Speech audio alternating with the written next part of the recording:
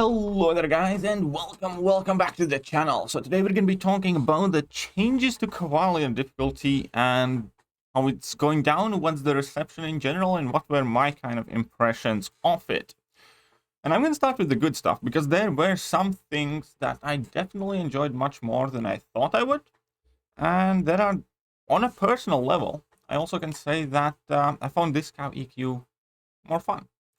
But that does not mean that these changes are good by any means, and I think there are some critical oversights being committed by designing Cav EQ in this particular way. And in my opinion, have pretty conclusive proof that the design is a failure at large. But let's get to that. So first, the good things. I liked the implementation of crossfights in this quest, and there are some very significant differences as to why this system of crossfight abilities is way better than Variant 8 and Alliance Quest Map 8. And the reason for that is because you can acquire these crossfights in every single fight. That means you don't have to pick it up at the beginning of the quest, and then you can only have one champion that actually benefits from it, which is the case with the Alliance Quest, which is the case with Variant 8. Means that any fight you enter, you can use a champion, and he will acquire these crossfights, and he's going to be more powerful in the next fight. And then in the next fight again. And that is awesome. I really like that. Because you kind of carry on some of your progress, and if you are playing with the rules, you can kind of like continually, gradually increase your attack. And then there is the second best thing about the implementation of crossfight abilities, and that is the fact that you get those benefits against the boss. You do like 2 fights before the boss, using a champion. You can get like, 10 passing furies, and you're going to have like 150% attack increase by the time you fight the boss, which was never the case before. We could have gotten these furies for the lane fights, but then for the boss fight, all of it was gone. And that is definitely kind of like better design thing.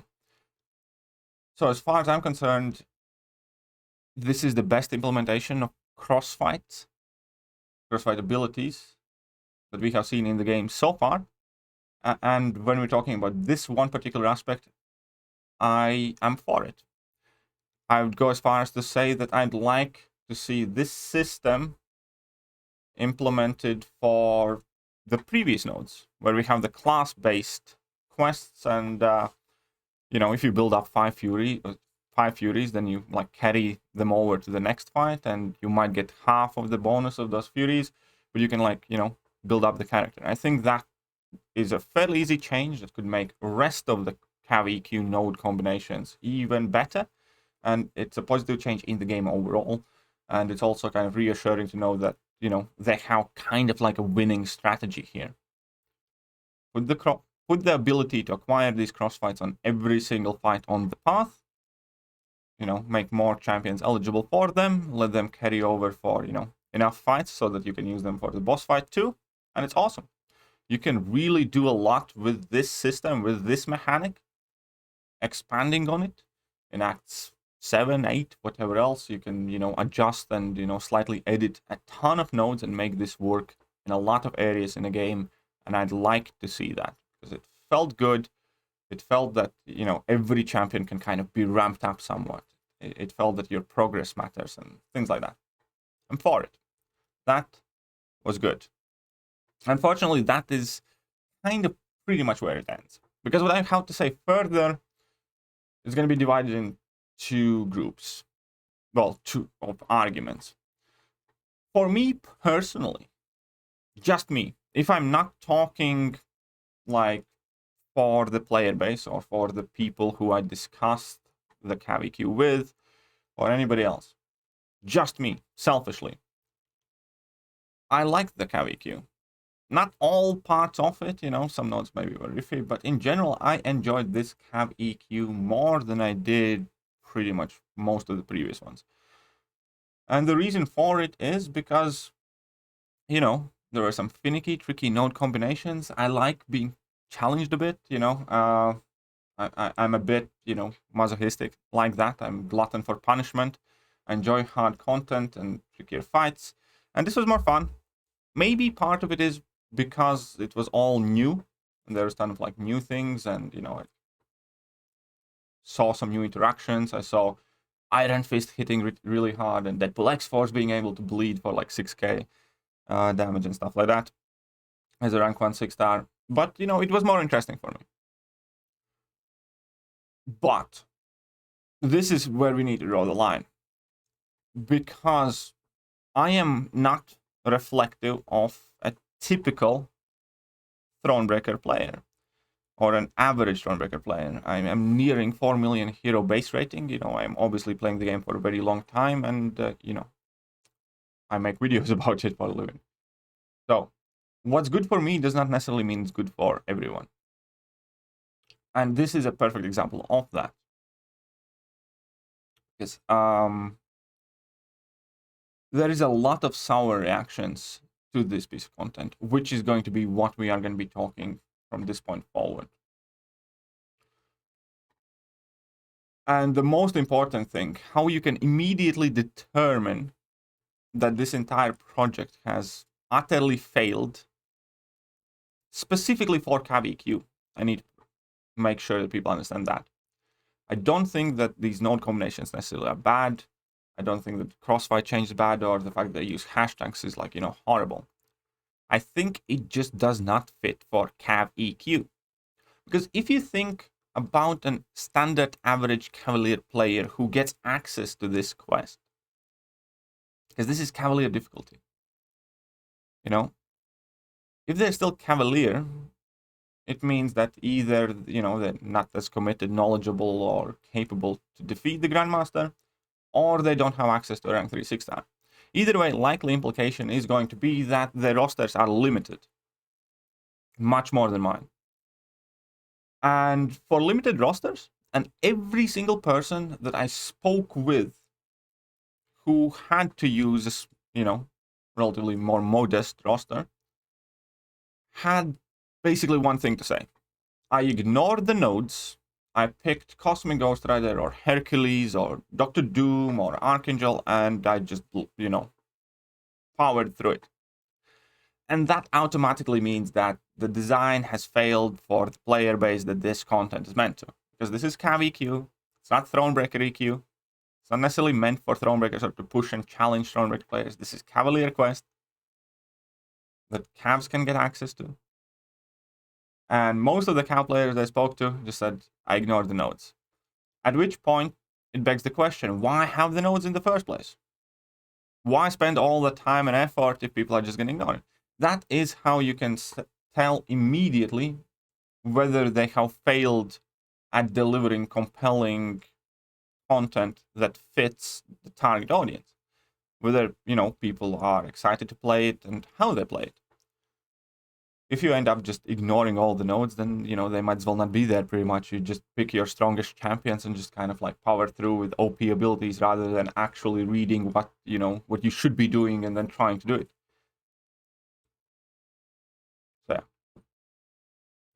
If Cavalier players at large just ignore the nodes, take their most OP champs and go in there, you failed. That is my argument for why Kabam has failed, first and foremost. And then there are more, obviously, reasons where we can find issues with this entire system.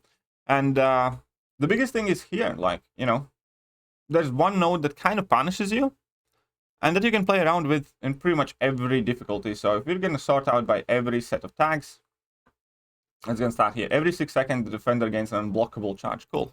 You can fight with anyone against it. It's not a troublesome ability because all you need to do is dex their next attack, because then they're going to lose the charge and you're good to go. Or dex 2 attacks. So it's easy to play around this with anyone. And then, okay, you don't gain the bonuses, but you just use your highest rank champions and you're going to end up being better than you would be if you would use, 5-star rank 4s over 6-star rank 3s, for instance. Or, 5-star rank 3s over 6-star rank 2s.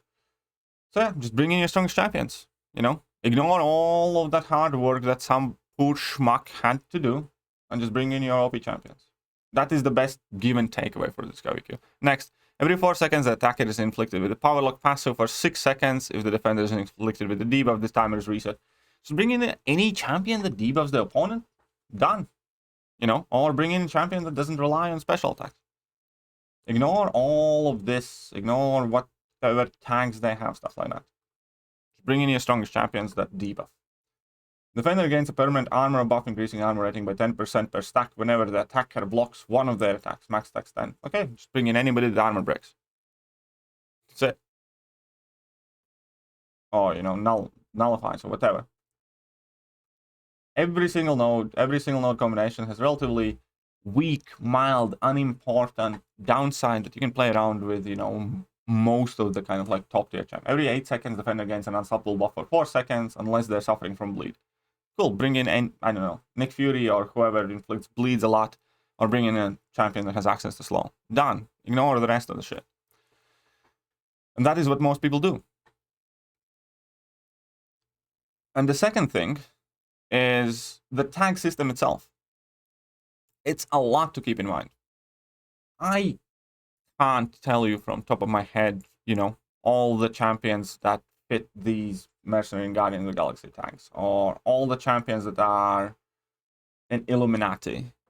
I played this game for 6.5, 7 years, and I make videos about it, and I'd like to think I'm fairly knowledgeable, but it's unrealistic to expect that people will know this stuff, you know, by memory.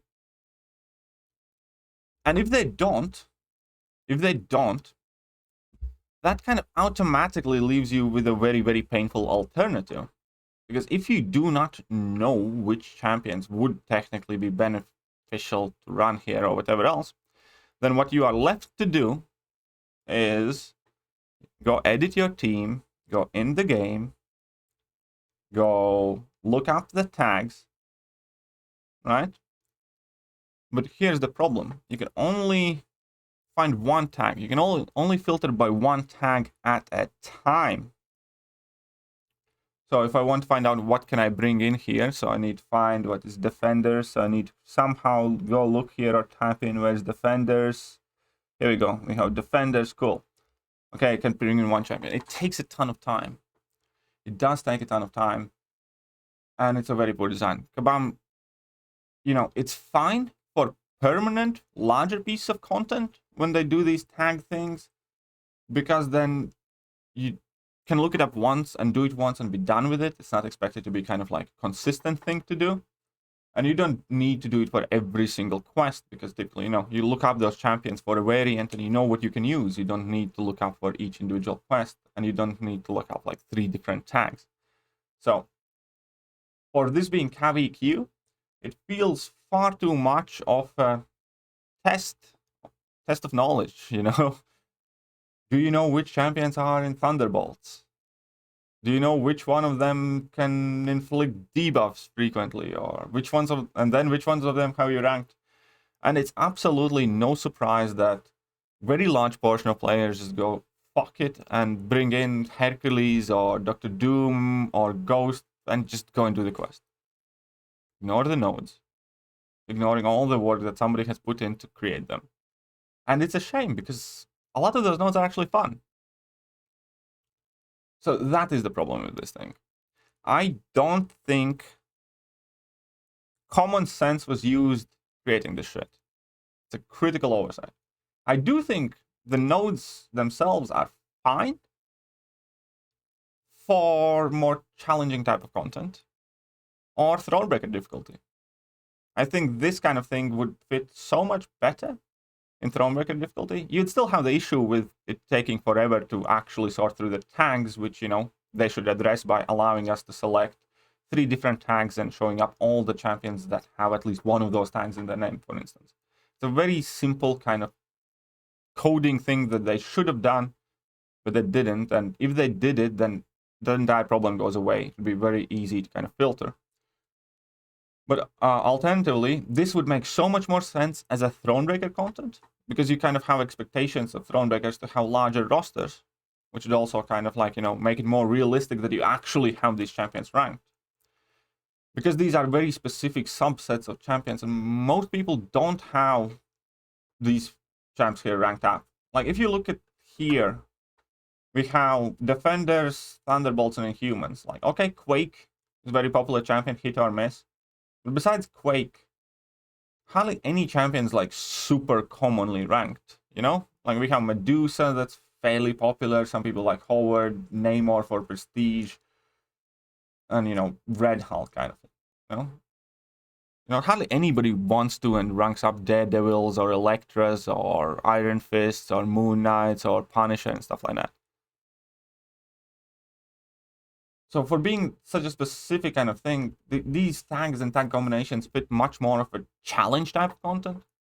Or at the very least, Thronebreaker difficulty for Thronebreakers who have the expectation of having a larger account.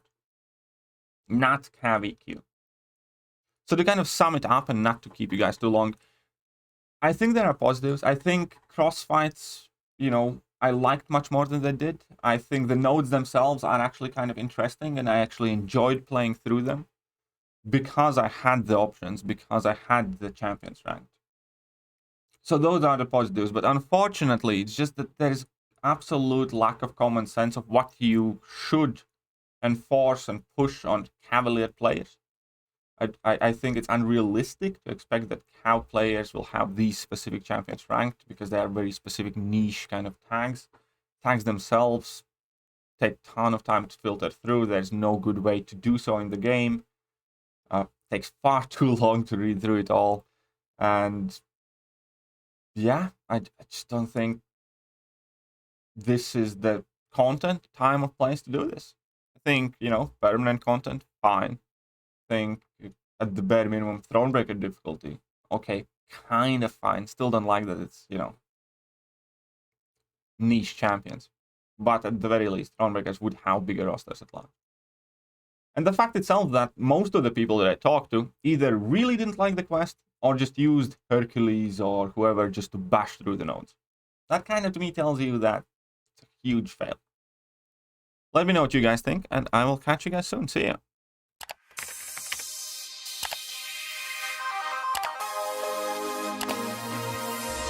Hello there guys, and welcome back to the channel. So we have all the information about